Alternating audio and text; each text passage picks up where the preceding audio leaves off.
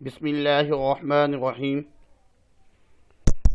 گلزار اردو 12ویں جماعت کے لیے سیرت محمدی صلی اللہ علیہ وسلم کی جامعیت۔ مصنف کا نام ہے سید سلیمان ندوی۔ اس میں اقتباسات بورڈ کے پیپر میں آتے ہی رہتے ہیں، تو اس کے اقتباسات پڑھیں گے اور کچھ کثیر الانتخابی سوالات جو بورڈ کے پیپر میں آتی رہتی ہیں اس سے آگاہی حاصل کریں گے، اور تعارف مصنف اس کو بھی پڑھیں گے۔ الحمدللہ گلزار اردو کی بہت سی ویڈیو اپلوڈ ہو چکی ہیں، ڈسکرپشن میں تمام لنکس آپ کو موجود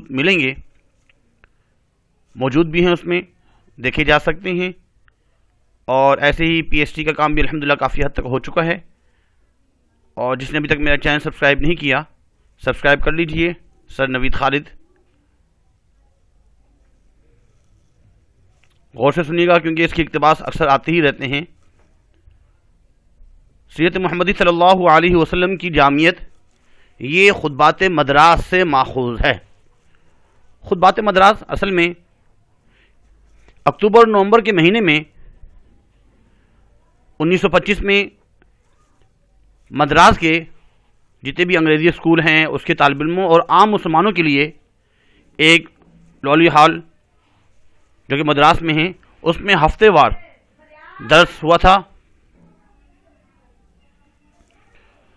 مدراس میں انہوں نے 8 خطبے 8 تقاریر وغیرہ بیانات کیے تھے، اور ہفتے میں ایک کیا کرتے تھے۔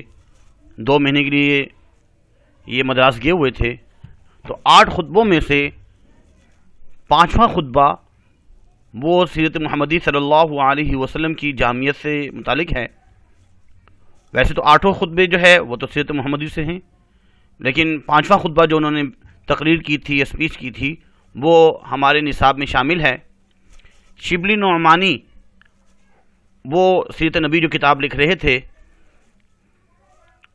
انہوں نے کچھ کتابیں انہوں نے لکھی 4 کے لگ بھگ، اور آخر میں بیماری اور علالت کی وجہ سے انہوں نے اپنے شاگرد اور جانشین سید سلیمان ندوی سے فرمایا کہ بقیہ جو ہے نا وہ آپ نے اس کی تکمیل کرنی ہے۔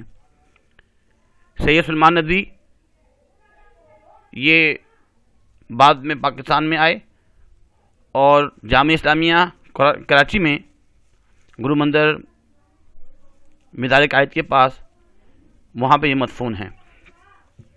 سیرت محمدی صلی اللہ علیہ وسلم کی جامعیت ماخوذ ہے خطبات مدراس سے۔ خطبات مدراس میں کل 8 خطبے ہیں۔ سید سلیمان ندوی بنیادی طور پر ایک عالم دین تھے۔ سید سلیمان ندوی کا اصل کارنامہ سیرت النبی ہے، جس کی انہوں نے تکمیل کی۔ سید سلیمان ندوی نے شبلی کے اس شاہکار کو پایہ تکمیل تک پہنچایا، سیرت النبی صلی اللہ علیہ وسلم۔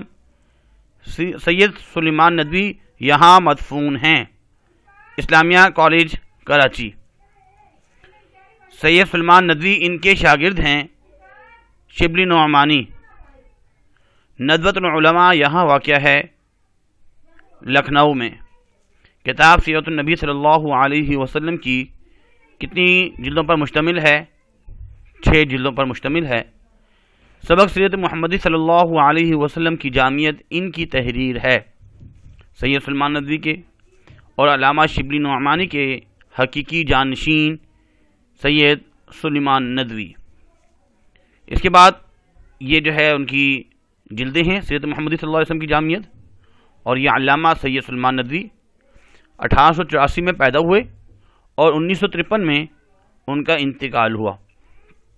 یہ ندوۃ العلماء اس مدرسے میں انہوں نے پڑھا اور اس میں ہی اکثر پڑھایا، اس کی وجہ سے ان کی نسبت ندوی ہوئی۔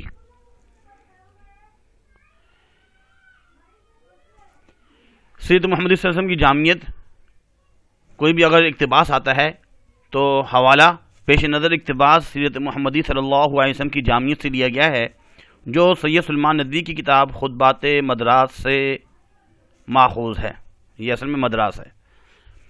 تعارف مصنف علامہ سید سلیمان ندوی اس عہد کے عالم ہیں، اس زمانے کے عالم ہیں، ایک عالم دین ہیں جو مسلمانوں کی تاریخ کا سنہرا دور تھا۔ ادب ہو یا تاریخ، سوانح نگاری ہو یا تحقیق، تمام شعبوں میں آپ کو خاص مہارت حاصل ہے۔ سیرت نگاری میں آپ کی تخلیق کردہ گہرائے آبدار آج بھی آنکھوں کو خیرہ کر دیتی ہے۔ آپ کے علمی منصب اور مقام کا اندازہ آپ کے استاد کے قول سے لگایا جا سکتا ہے۔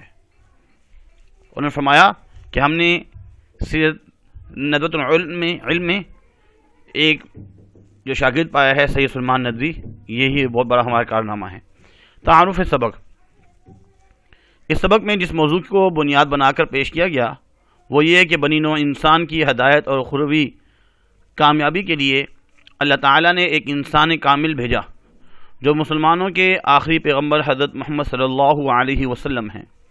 آپ صلی اللہ علیہ وسلم کی شخصیت ہر لحاظ سے کامل ہے اور آپ صلی اللہ علیہ وسلم کی ذات گرامی زندگی کے ہر شعبے میں رہنمائی فراہم کرتی ہے۔ یہی وجہ ہے کہ اسلام میں سیرت محمدی صلی اللہ علیہ وسلم کی پیروی اور اسوہ حسنہ پر عمل کرنے کو لازم قرار دیا گیا ہے۔ اقتباس: خدا کی محبت کا اہل اور اس کے پیار کا مستحق بننے کے لیے ہر مذہب نے ایک ہی تدبیر بتائی ہے، اور وہ یہ ہے کہ اس مذہب کے شارح اور طریقے کے بانی نے جو عمدہ نصیحتیں کی ہیں ان پر عمل کیا جائے۔ لیکن اسلام نے اس سے بہتر تدبیر اختیار کی ہے۔ اس نے ہمارے پیغمبر صلی اللہ علیہ وسلم کا عملی مجسمہ سب کے سامنے رکھ دیا ہے، اور اس عملی مجسمے کی پیروی اور اتباع کو خدا کی محبت کے اہل اور اس کے پیار کا مستحق بننے کا ذریعہ بنایا ہے۔ اس کے بعد آپ نے حوالہ سبق اور حوالہ مصنف لکھیں گے۔ تشریح: مندرجہ بالا اقتباس میں مقرر سامعین کو مخاطب کرتے ہوئے ان کے سامنے تاریخ کے تمام مذاہب کا تجزیہ پیش کرتا ہے۔ فرماتے ہیں کہ اس دنیا میں اب تک جتنے بھی مذاہب آ چکے ہیں انہوں نے کامیابی اور کامرانی کا ایک ہی حل بتایا اور سرخروئی کے لیے ان ہدایات پر عمل کرنے کی نصیحت کی ہے جو پیغمبر دین لے کر آئے ہیں صلی اللہ علیہ وسلم۔ اس طرح ہر مذہب کے ماننے والے اس بات کے لیے کوششیں کرتے ہیں کہ جو ان کے پیغمبر نے احکام پہنچائے ہیں ان پر عمل کیا جائے اور سرخرو ہوا جائے۔ مقرر پھر دین اسلام کا مخصوص طریقے کی طرف نشاندہی کرتا ہے اور کہتا ہے کہ ان تمام مذاہب کے برعکس چونکہ اسلام ایک مکمل دین ہے اس لیے اس نے اس کا آسان ترین حل پیش کیا ہے۔ اسلام نے اپنے تمام احکامات و ہدایات کو ایک شخص کی عملی زندگی کی صورت میں پیش کیا۔ وہ شخص مسلمانوں کے پیغمبر حضرت محمد صلی اللہ علیہ وسلم تھے، اور یہ ثابت کر دیا کہ یہ دین انسانوں ہی کے لیے اور انسان اس پر عمل پیرا ہو کر ہی دنیا اور آخرت میں سرخرو ہو سکتے ہیں۔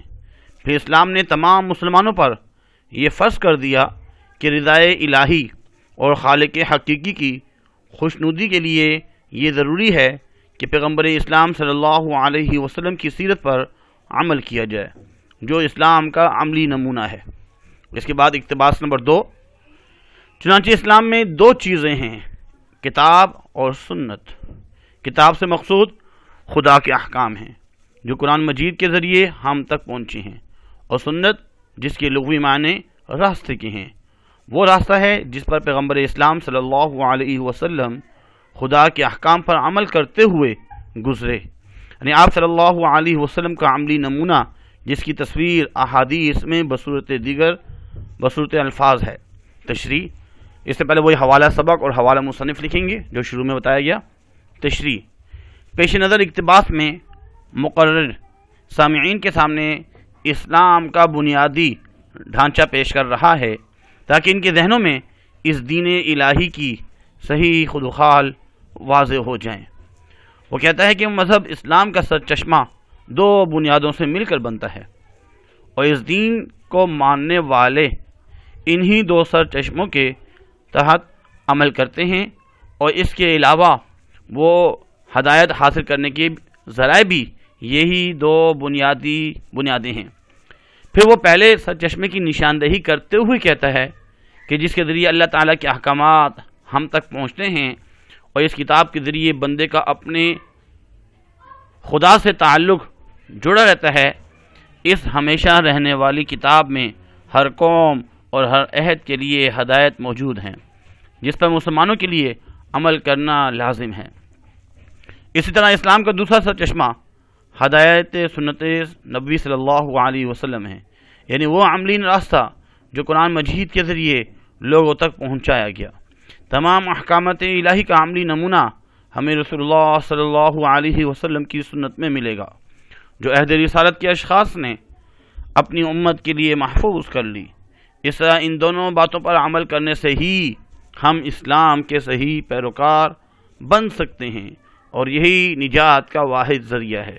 اس کے بعد اقتباس نمبر 3 میں فرما رہے ہیں، اگر تم استاد اور معلم ہو تو صفہ کی درسگاہ کے معلم قدس کو دیکھو، اگر شاگرد ہو تو روح الامین کے سامنے بیٹھنے والے پر نظر جماؤ، اگر واعظ اور ناصح ہو تو مسجد مدینہ کے منبر پر کھڑے ہونے والے کی باتیں سنو، اگر تم حق کی نصرت کے بعد اپنے دشمنوں کو زیر اور مخالفوں کو کمزور بنا چکے ہو تو فاتح مکہ کا نظارہ کرو۔ یہ اقتباسات اکثر آتے ہی رہتے ہیں۔ تشریح، اس سے پہلے حوالہ سبق اور حوالہ مصنف لکھنا ہوتا ہے، 2 نمبر کا وہ ہوتا ہے، اور 6 نمبر کی تشریح۔ سید سلمان ندوی نے اپنے اس خطبے کے اقتباس سیرت محمدی صلی اللہ علیہ وسلم کی جامعیت میں حضور اکرم صلی اللہ علیہ وسلم کی سیرت طیبہ کی افادیت کے ہر رخ کو نہایت مدلل دلیل کے ساتھ اور واضح انداز میں پیش کیا ہے۔ وہ اس کی وضاحت کرتے ہوئے کہتے ہیں کہ مسلمانوں کے ہر طبقے، ہر سطح کے لیے یہ سیرت پرکشش و قابل عمل اور باعث نجات ہے۔ وہ فرماتے ہیں کہ اللہ تعالیٰ نے آپ صلی اللہ علیہ وسلم کو مجموع کمال اور دولت لازوال بنا کر بھیجا۔ آپ صلی اللہ علیہ وسلم نے اپنی زندگی کا کامل نمونہ دنیا کے سامنے رکھا تاکہ دنیا کا ہر شخص تعلیم و ہدایت اور منظر مقصود پالے۔ آپ کی سیرت میں صرف ایک استاد ہی کے لیے رہنمائی کی دولت نہیں، ایک شاگرد بھی حصول علم کے صحیح انداز اور استاد کی سچی عظمت و خدمت کے انداز سیکھ سکتا ہے۔ اس کی مثال مسجد کا وہ چبوترا ہے جو صفہ کہلاتا ہے، جس پر ہمارے نبی صلی اللہ علیہ وسلم اپنے احساس عظمت کے ساتھ اشاعت علم میں مصروف رہتے۔ آپ صلی اللہ علیہ وسلم کا سا شفیق استاد قسمت والوں ہی کو ملتا ہے۔ واعظوں کو بھی آپ کی سیرت بے مثال سے نمونہ مل سکتا ہے۔ دوسروں کو نصیحت کرنے والے اور ہدایت کرنے کے لیے کون سا طریقہ کار استعمال کرنا چاہیے؟ وہی طریقہ جو آپ صلی اللہ علیہ وسلم مسجد نبوی میں اختیار فرماتے تھے۔ آپ دشمنوں پر قابو پا کر اسی طرح خطائیں بخشیں جیسے ہمارے پیارے نبی صلی اللہ علیہ وسلم نے فتح مکہ کے موقع پر کہا کہ سب کے لیے امن و سلامتی کا حکم صادر کیا اور کہا آج کوئی مؤاخذہ نہیں۔ سب سے پہلے اپنے خاندان کا خون معاف کیا، بدترین دشمنوں خون کے پیاسوں کو بخش دیا۔ یہی وہ اچھے اعمال ہیں جو ہمیں اچھا انسان بنا کر کامیاب زندگی گزارنے کا سلیقہ سکھاتے ہیں۔ اس زندگی سے انسان دین و دنیا دونوں میں سرخروئی، کامیابی اور سربلندی حاصل کر سکتا ہے۔ اس کے بعد اقتباس نمبر 4، اس میں بتایا گیا ہے کہ اگر کوئی حاکم ہے، محکوم ہے، وہ اپنی زندگی کو بہتر بنانا چاہتا ہے، اگر کوئی غریب ہے جیسے بھی ہے تو اسے حضور صلی اللہ علیہ وسلم کی سیرت کو اپنانا ہوگا۔ اگلے اقتباس میں فرمایا گیا ہے اگر ایک شخص وہ دولت مند ہے اور تو اس کو بھی حضور صلی اللہ علیہ وسلم کی سیرت کو، اگر غریب ہے تو آپ صلی اللہ علیہ وسلم جیسے شعب ابی طالب کے میں قید رہے، نظر بند رہے، اور اگر کوئی مہمان ہے تب بھی حضور صلی اللہ علیہ وسلم جو کہ سلطان عرب ہیں، عرب کے سلطان اور بادشاہ ہیں، اس کا حال پڑھنا ہوگا۔ اگر کوئی محکوم ہیں تب بھی قریش کے جو محکوم ہیں ان کی نظر دوڑاؤ، یعنی حضور صلی اللہ علیہ وسلم کی سیرت کو دیکھو۔ اگر فاتح ہو تو بدر و حنین کے سپہ سالار یعنی کہ حضور صلی اللہ علیہ وسلم کی سیرت کو دیکھو۔ اگر آپ نے شکست کھائی ہے تو معرکہ احد، حضور صلی اللہ علیہ وسلم نے جو احد میں جیسا کیا تو اس سے سبق حاصل کیا جائے، اس سیرت کو اپنانا چاہیے۔